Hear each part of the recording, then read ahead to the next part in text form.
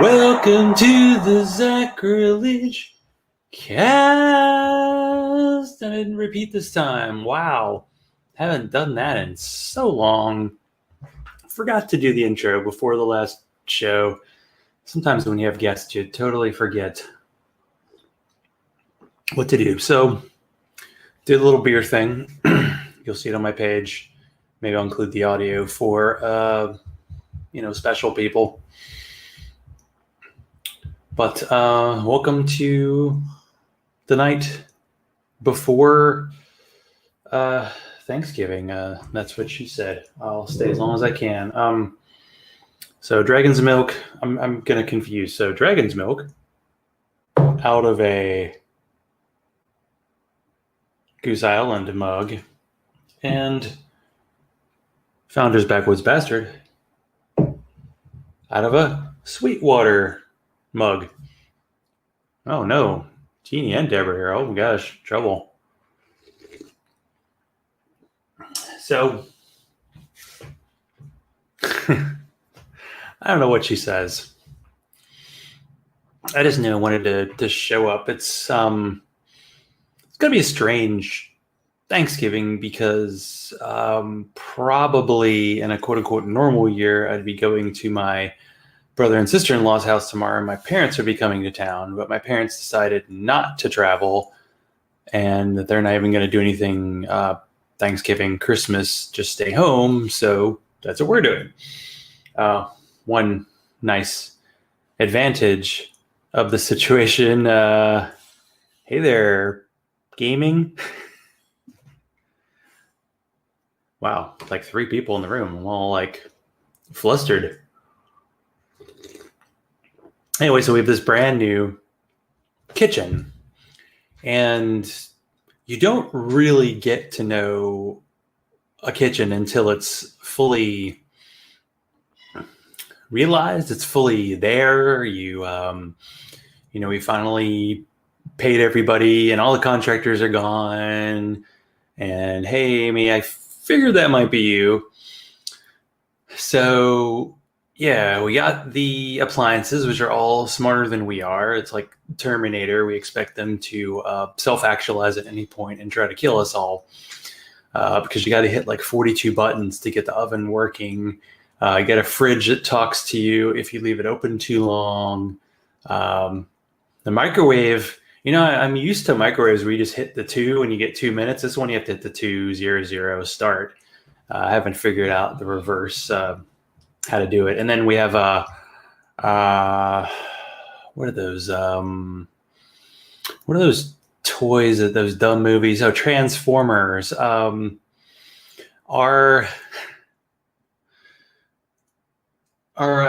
dishwasher is got like 42 different settings on how you can put the different layers and levels. So what happened this morning, as common listeners to the show may know, I have some nerve damage from spinal surgery I had in 2001. And as a result, I have what we call zaps on my foot.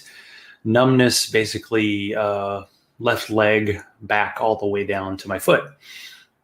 So in the winter, proving my age, I get these zaps, and I take gabapentin every day. And for a while, I was not taking it every day, and now I take it every day. And now I need to take like 2 during the winter because you wake up middle of the night and your foot's throbbing, and you just can't go back to sleep. So it was like 5 a.m. I got up, and I was like, well, I'll just go to the kitchen and I'll warm up some breakfast. And everything in there is so loud. So we used to have this wall between like the living room and the kitchen, and the wall is gone. And everything that happens in there, it just echoes like crazy. Like I should try to do a podcast from down there. I have a feeling like the echo would be just insane. And I'll get you back for all that snark in there. You can show me all the amazing Bourbon County high alcohol beers you can get in Nashville tomorrow. Well, I'm down here in Georgia where dumb rules.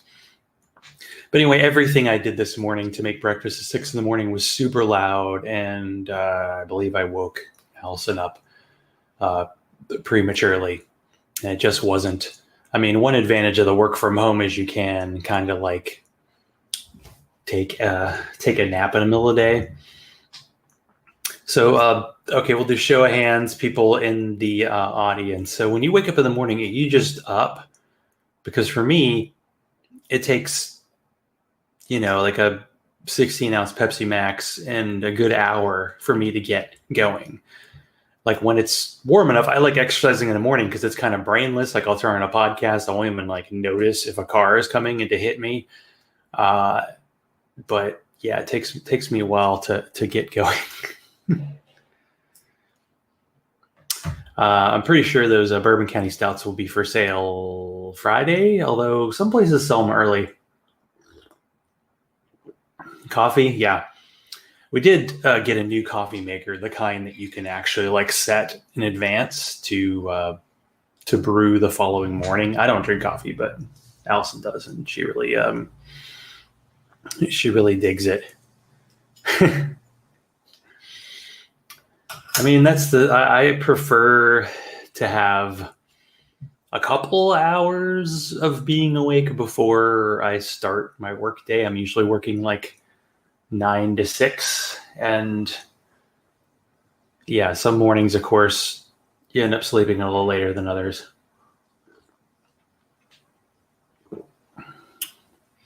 But yeah, there's a good solid, it seems like 8 to 10 Bourbon County Stout variants. I know they only sell like a certain amount in different markets, but I'll ask. Use the They Might Be Giants line. Nice.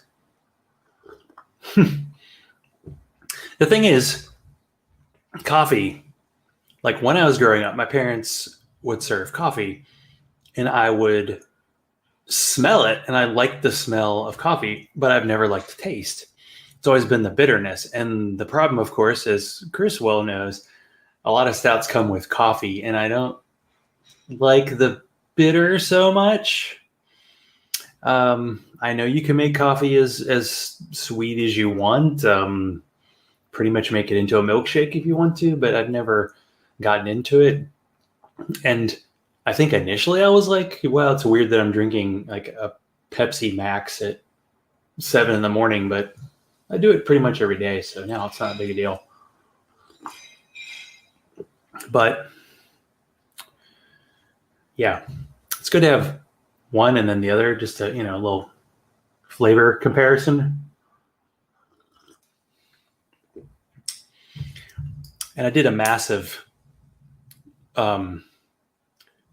beer shopping quick coffee thing. So my wife actually does half caffeinated, half decaffeinated, and recently she didn't have any decaf, so it was all caffeinated, and she was way too jittery. She likes to put like pumpkin pie spice on the grounds before making them. That's her thing. And she uses protein shakes because she's been having those as like her breakfast for the past, I know Chris likes bitter because he just puts in what he brings out of the world, right?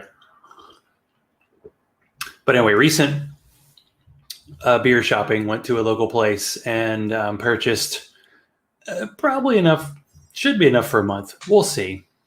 With the COVID craziness, you don't want to go out as often as I have been lately. And I found that when I went out, I did not want to buy anything new. In fact, I only bought 2 beers that I've never had before. And one was called Cherry Dog from Pipeworks. And I decided to have it. I have a good excuse, when you watch football on Sundays from 1 to like 7, you're like, well, 1 o'clock, crack open a beer. So it was a cherry stout. I think it had cherry and chocolate and vanilla and lactose, because they put lactose in beer now. It's weird, but it gives a weird creaminess, I guess. But the name, like all these beers have dog in the name. They're like, there's a coconut version, there's like a chocolate version, there's a regular version, there's a cherry. So I had it as like a 16-ounce can, poured it, took a sip, and on the very back end of the flavor, it tasted like a wet dog smells. So not good. And I realized I don't have that. My palate is not so sophisticated, because as I had it and as it warmed up a little more, I noticed that really that flavor was like the stout bitterness mixed with like cherry. And that combination reminded me of the smell of a wet dog. So yeah, I'm glad I only bought one. I also got a quad that has a blackberry in it. It was a bomber that was like from 2016. It was $5. Yeah, I know. The funny thing is, so, Dragon's Milk, favorite beer. For some reason, friends of mine call it goat's milk because we had our goats. And there actually is a local beer called goat's milk, but it's a milkshake IPA, which is the worst style of beer ever created because it's like sweet and bitter, and no, not happening. Yeah. The breed of dog. Well, it's a mix of a Rottweiler and a Pit Bull with a little bit of Shih Tzu. Yeah. Exactly. So I'm wondering, with obviously Biden having faked victory so well that even Newsmax has said that he's won,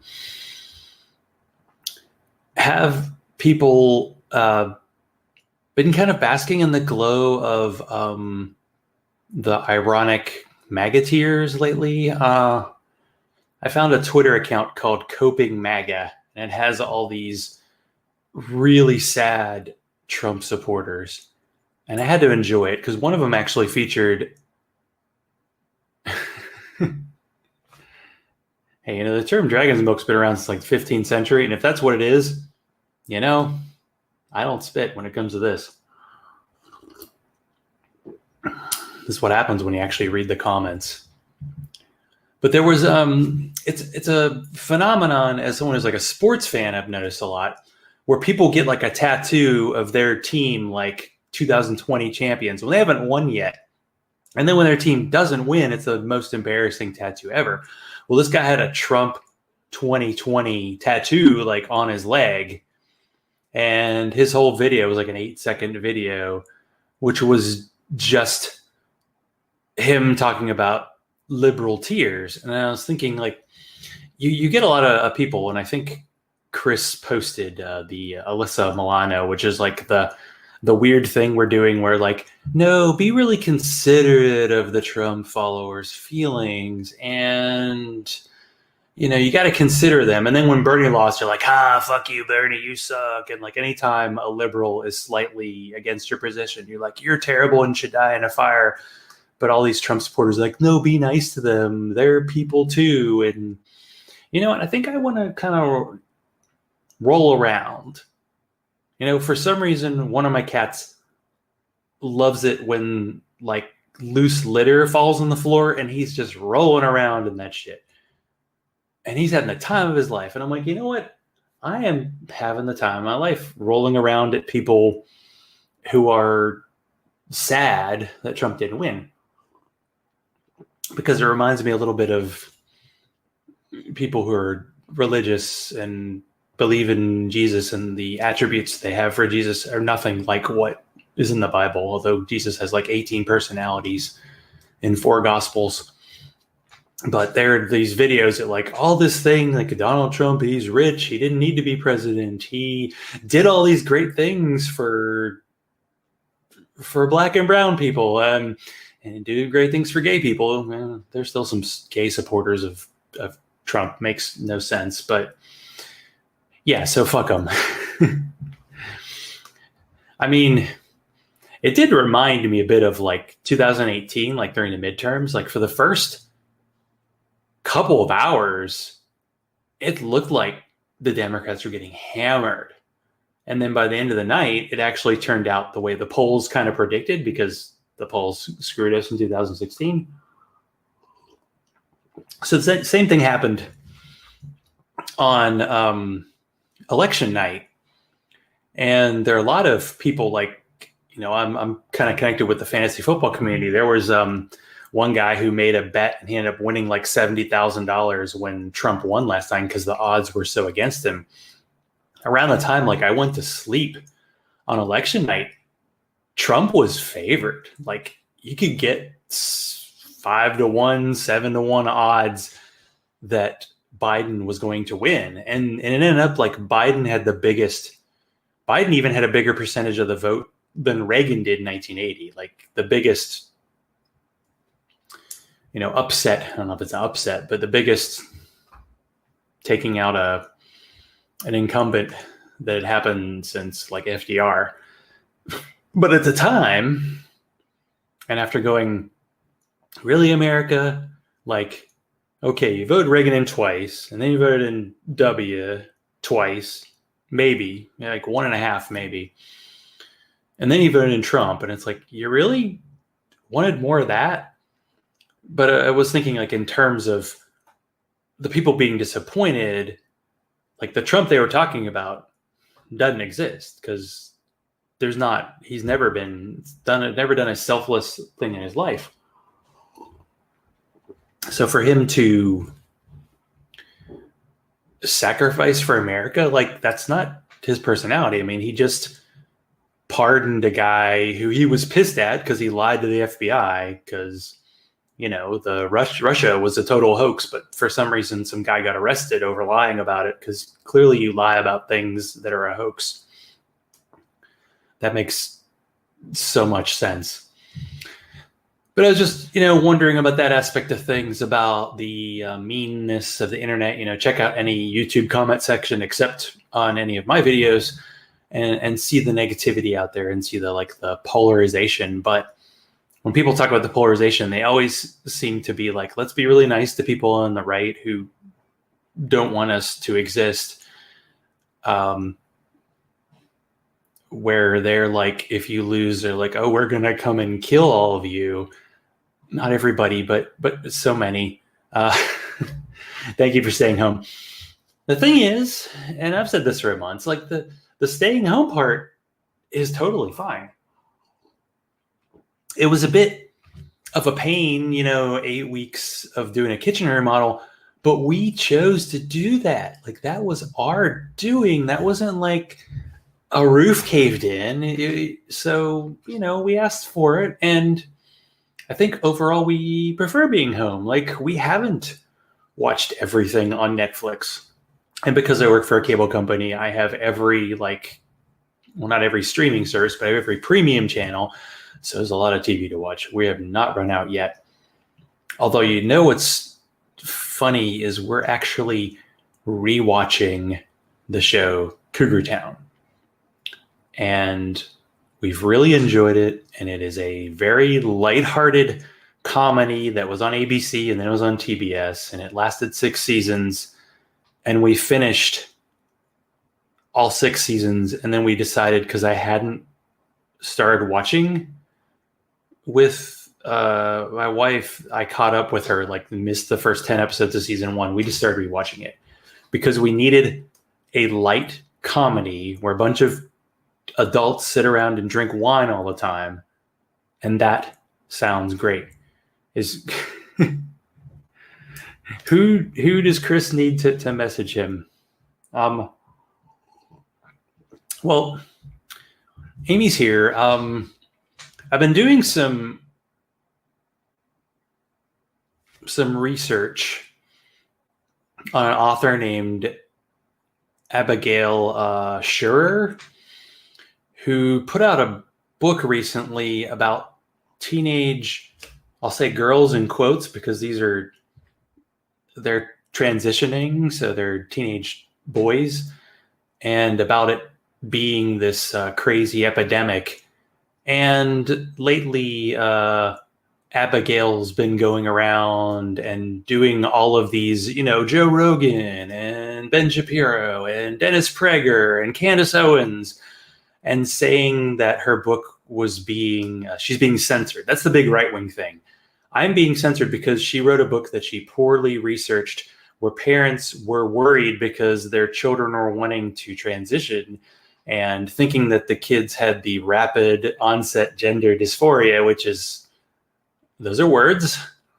But yeah, I saw the kind of right-wing freak out over somebody being censored when they weren't being censored, and they're being on Joe Rogan, the biggest podcast in the world.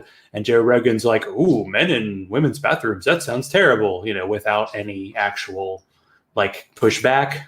Like, how about one example where this has actually happened in the real world? Okay. But no.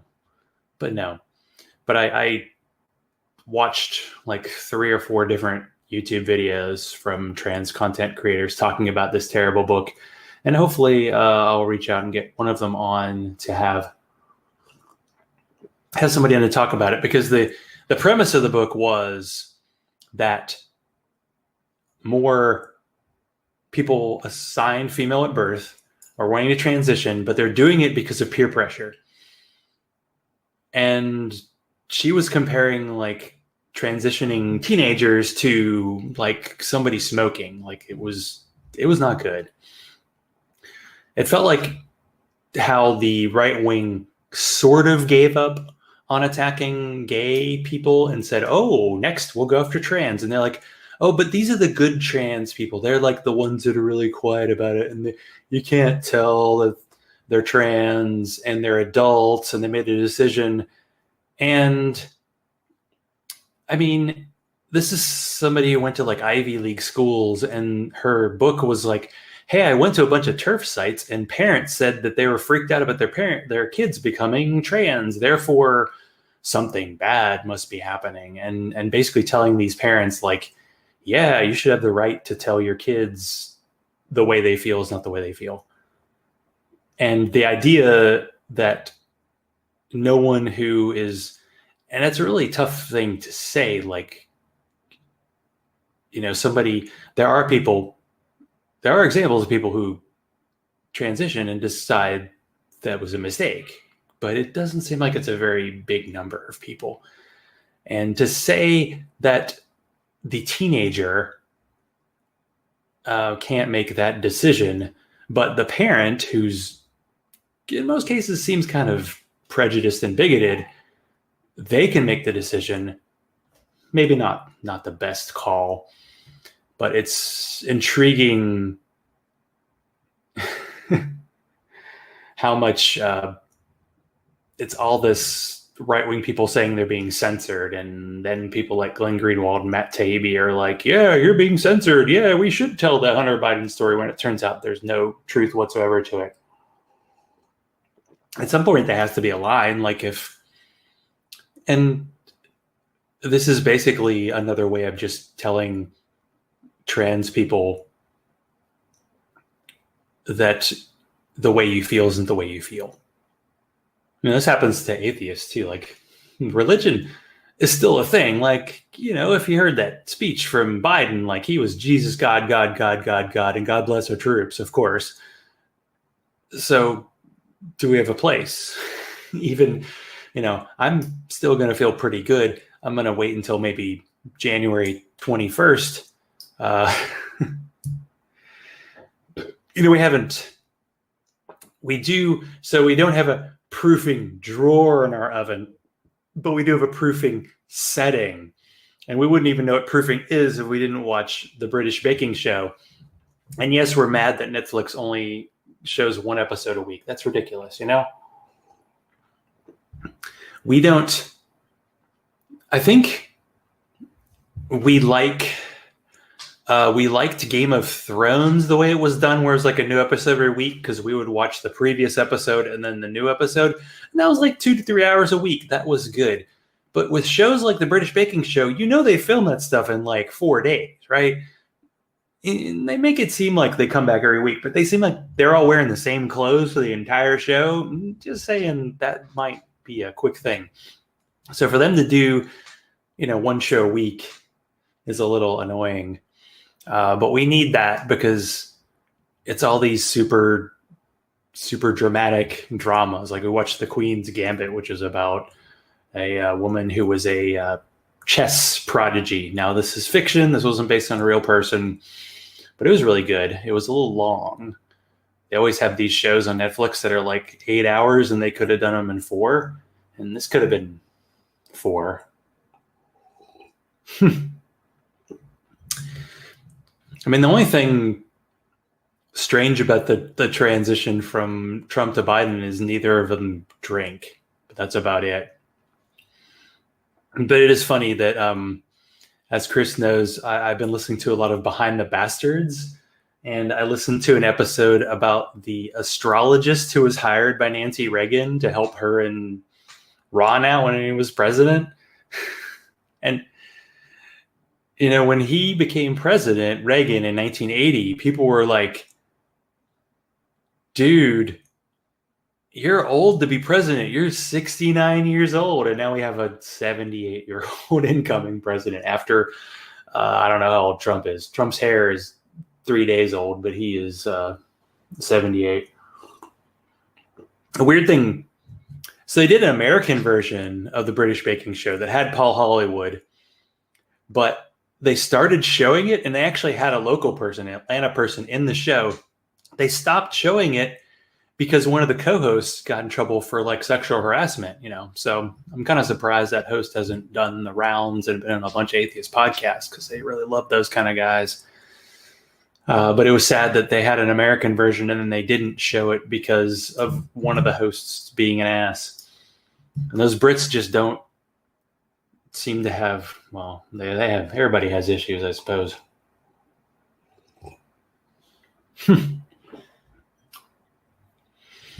Yeah, but there was an episode recently of like the British Baking Show, and I think the baker was gay, and he pointed out that Paul Hollywood was gay. And I was like, really? We're like 10 seasons into this, and it's never been a thing. It's just, he is who he is. And in a way, it's like, well, I guess that's normalizing, because normally when someone's a host and they're gay, they got to be like over the top a little bit. And he's just this stodgy, you know, baker dude with super silver hair.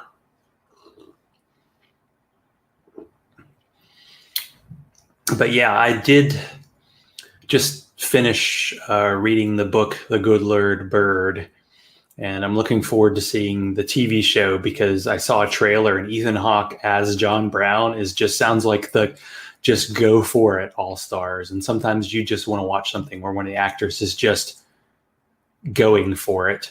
And it's so fascinating that during that time period, the people who were pro-slavery were Christians. And then John Brown believed he had this connection to the Almighty, and he was fighting against slavery. So God couldn't lose, basically. Is the silver hair real?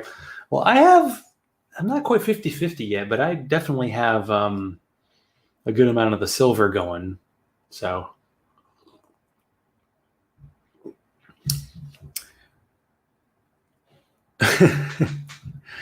but yeah, I've been wondering, because of the negativity of like making fun of the Trump voters who are crying and are out of their minds, it seems, because the Trump they're crying about doesn't exist.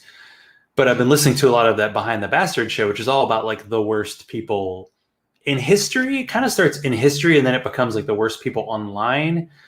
So I listened to an episode about Dave Rubin, who I never really paid attention to. I just think people have been making fun of him for so long. And he's just like the gay version of David Smalley in a way. Although I think Smalley, sorry, but probably a little more talented than Rubin. But both sound like people that if you saw their stand-up act, you would go, you are the worst stand-up comedian ever. Because Dave Rubin was a stand-up comedian, and then he worked on the Young Turks, and he was on the left, and then he became like, he led the way of like, I am a classical liberal, but I believe all these right-wing things, and I'm anti-abortion. I'm kind of against my own existence because I'm gay for some reason. And I have Ben Shapiro on my show who says I can't come to your wedding, but we can be friends. He's such a jackass. He just seems light. Dave Rubin seems like the kind of person who doesn't have any beliefs. Like in Hamilton, when he was talking about Burr, Burr has no beliefs, he just wants power. That seems like Rubin just wants to be famous and make money and have no substance whatsoever. It's the other people that have been on the show recently that I've been following for a while, like James O'Keefe, Project Veritas, and then Andy No, who's also a weird story in that he initially was involved with like the FFRF and was an atheist and got very anti-Islam, and now is like working in concert with the Proud Boys, who, as a gay guy from Vietnam, should know that like if the Proud Boys actually get any kind of power, they're going to go after him. Like at a certain point, he's just not going to be on their pro list. But both Andy No and James O'Keefe both really believe like these culture wars that we make fun of. Like we make fun of the stuff Trump says, and we make fun of the things that Ben Shapiro gets mad at. In the past 2 weeks, we have Harry Styles wearing a dress. Did I know who Harry Styles was before? No, but I do now. A man wearing a dress. Oh my God, crazy, crazy. That WAP song, I won't say what that stands for. And Ben Shapiro getting freaked out about that. And then Jordan Peterson having a new book. And by the way, who ghost wrote that book? Because that dude, I don't think he can put together a sentence right now. But there's a new Jordan Peterson book, and the story that came out was that people at the publisher were crying over the fact that Jordan Peterson got a book contract with them, and everybody's acting like, hey, left-wing people are all snowflakes. And I'm like, well, good, because in the past 2 weeks, it's only been right-wing people who have been snowflakes. So good. We can be snowflakes too, even though it's like, if you work at a publishing company, you got to know that they could publish some real assholes, and it doesn't matter what they believe in. It matters how many damn books they can sell. And I guess Jordan Peterson still will sell books. I don't know. It seems like he died.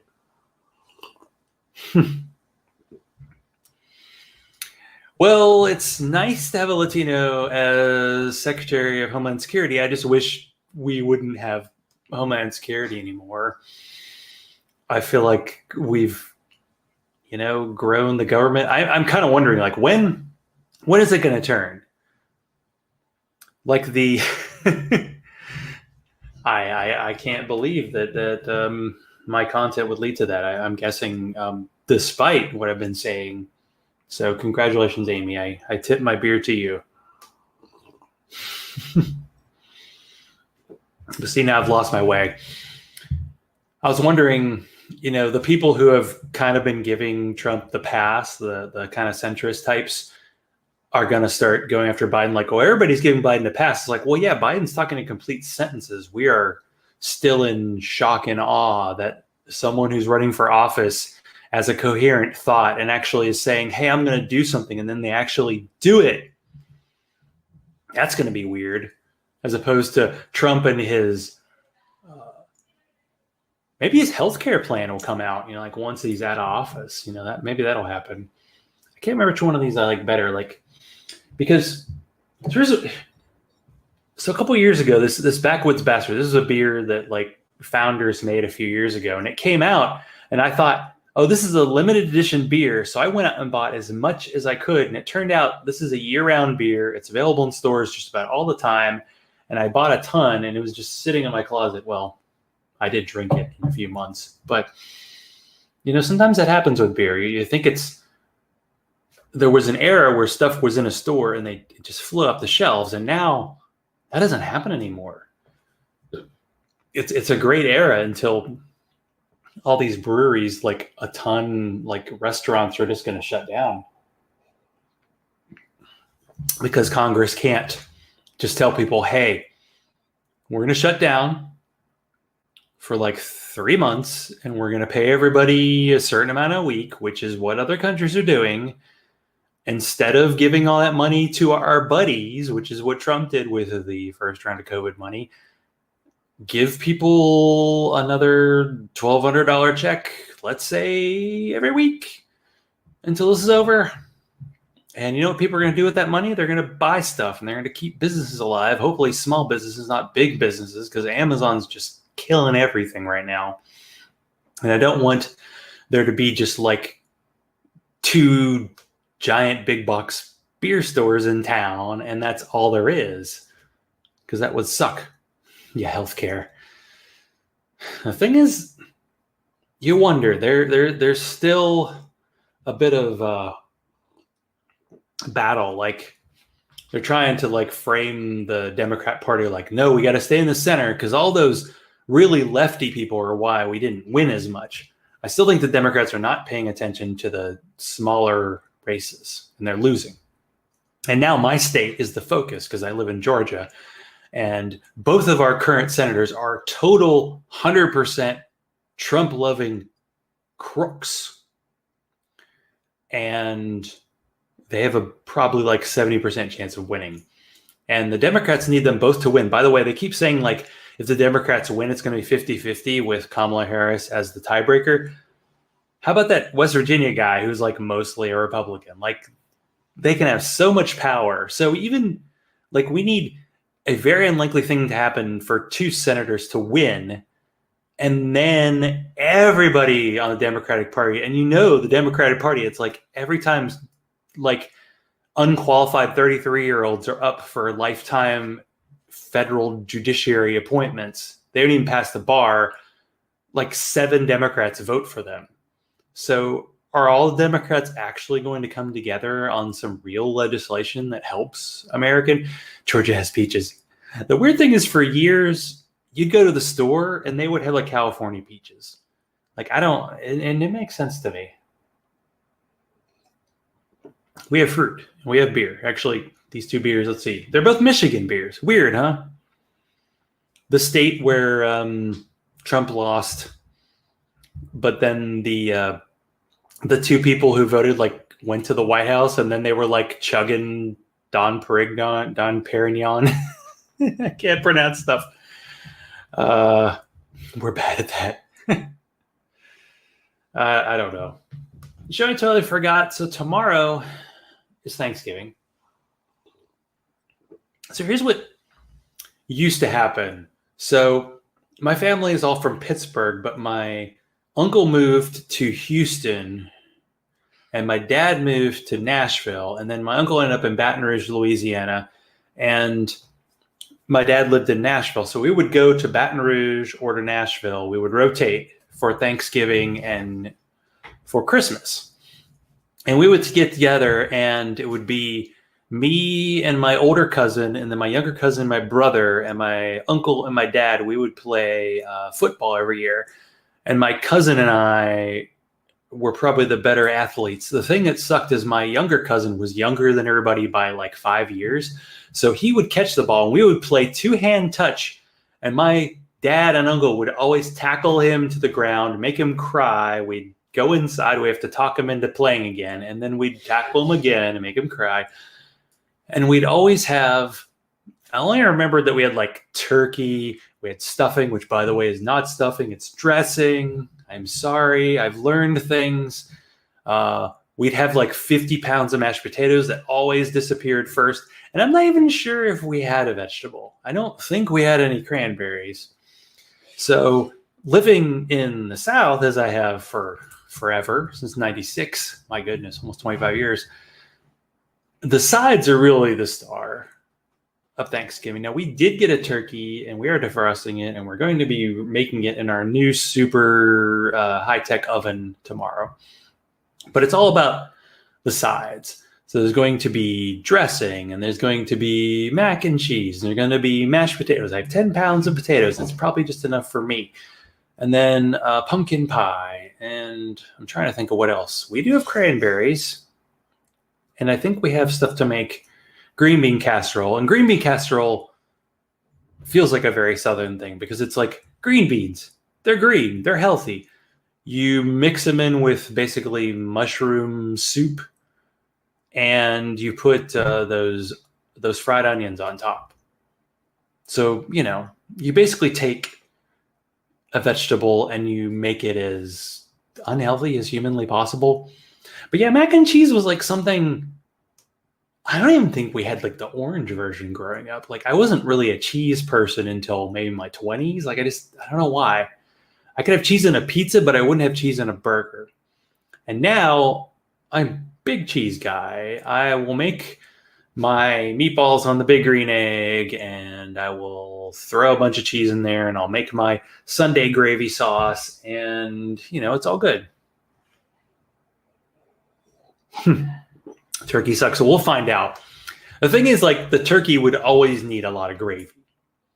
And so I hope we have enough gravy.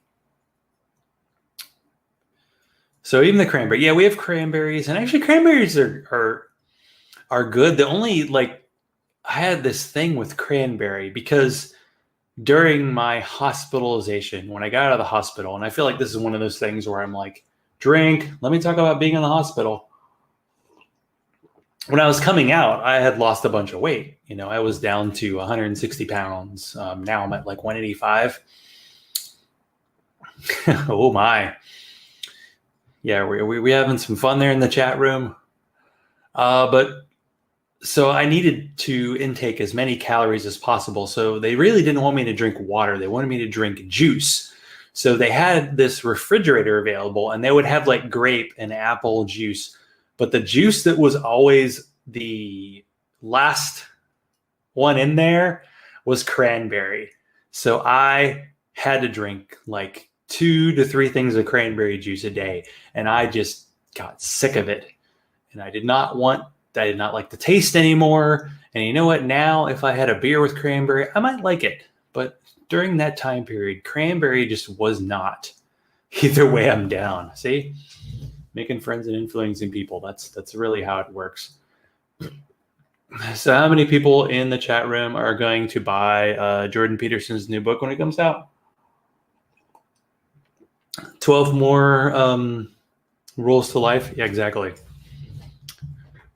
It's good for bladder cleanliness. I think somebody posted to Facebook. It was a picture of like pumpkin pie, and it was a pumpkin pie by itself, pumpkin pie with just a little bit of whipped cream, a pumpkin pie covered in whipped cream, and then a pumpkin pie absolutely drenched in whipped cream. I think I'm between 3 and 4 when it comes to that. So I've always been a pumpkin pie person. My family used to make like 2 pumpkin pies, and I was going to have one, and the rest of the family was going to have the other one. And they always had Cool Whip, which I never really liked. I like the canned whipped cream. That's my style. But yeah, tomorrow we're going to make it. Like it used to be in the family, we would watch like the first half of the football game. I know football, whatever. But the game would always come on like early, and then at halftime, my gosh, everybody's got issues here with fiber and UTIs. The personal stuff, keep it coming. It's good stuff. Gosh, where was I? I think I finally lost it for good. But yeah, whipped cream. No, whipped cream on pumpkin pie. I know I've heard from some people that you don't put whipped cream or ice cream on pies, but come on. It's the same thing, bro. So, Chris, what kind of feast are you putting together tomorrow? Yeah, I need to figure out how to make... Yeah, exactly. Football the gayest sport. Well, kind of. Although, actually, there aren't any, I think, out gay players. I'm kind of surprised. Like, there have been some players who have retired who have come out as gay. It's just football ends up being so Jesus-y. I'm drunk. Thank you. It's Wednesday night. Come on, man. I can talk to you guys sober. I'm sleeping. Cheddar, huh? I see. Yeah, it's another thing about Thanksgiving. It's always been a very traditionally, the women cook, and they even like cleaned. But now, hey, we got our place. We're doing it ourselves. We're making everything, I believe, everything from scratch tomorrow, so that should be fun. We have a bunch of like cookbooks in here, which is great. QB his head and hands right up a dude's ass. Well, I think that was one of Robin Williams' lines where the center talks to the quarterback. He's like, "Why haven't you called?" Yeah, like it's super masculine, but at the same time, maybe not.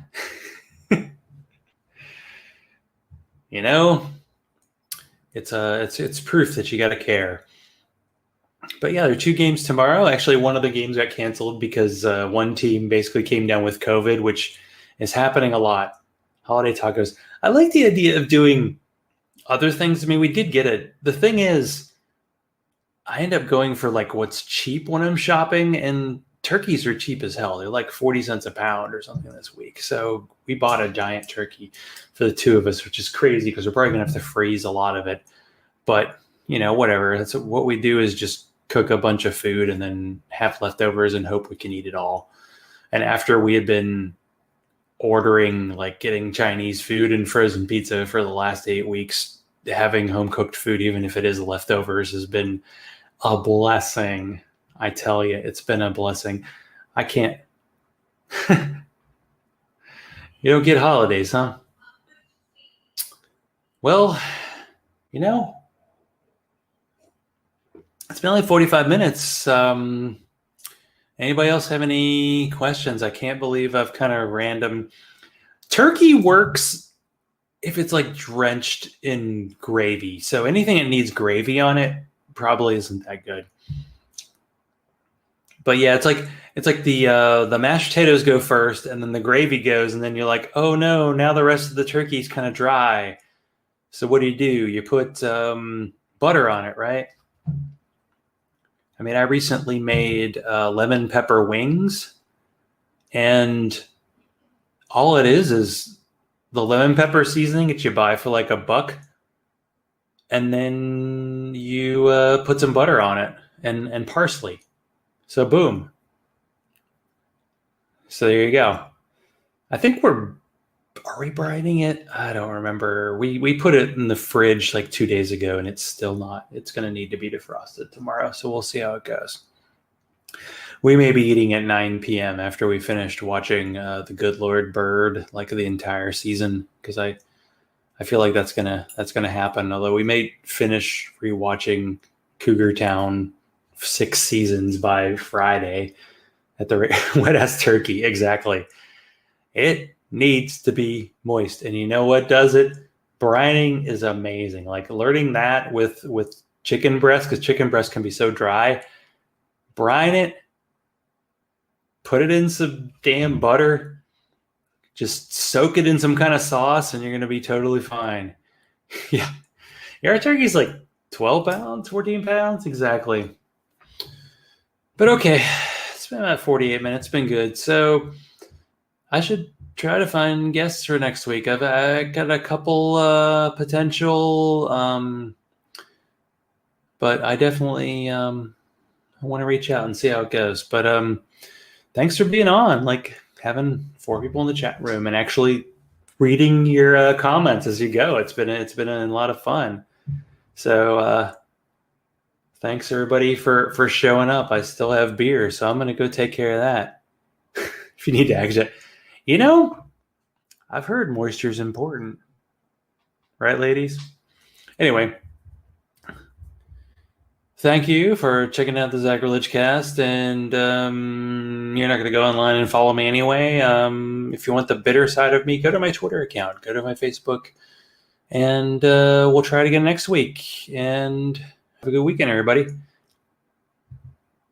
If you could do the show without dimples, I'm just saying.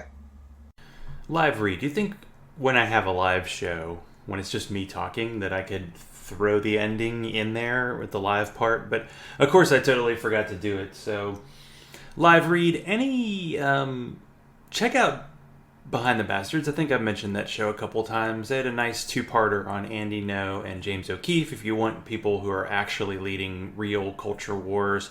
And then if you want to go back to the beginning, he had an episode on Hitler and kind of like weird things about Hitler. Like he had amazingly bad flatulence that he could not control, and one of the ways he controlled it was with pills that should have killed him, and might have explained why he was insane. And then there's an episode about Stalin and how Stalin was really into doing pranks and tomatoes for some reason. But anyway, good show, quality stuff if you want to really get into some of the worst people in history and then some of the bad people from our current history. So if you want to support this show, well, it could be like Freethinker215, Alan Marks, Human, Chris of the Postmodern Polymath Podcast, Larry Darrell and the other Darrell. Go to patreon.com/Zachrilege. Not charging people at the moment. I try to offer bonus kitchen and cat videos. And when I do... Well, anyway, that's enough for now. So follow me on Twitter, like the Zachrilege Cast page on Facebook, and send all mail to zachrilege.cast@gmail.com. Really, always looking for quality guests. So... thank you to Jeremiah Kumar for being on last week. Great guest, great person. Check out all of his content. Well, I guess I need to find a guest for next week. So until then, let's continue the conversation.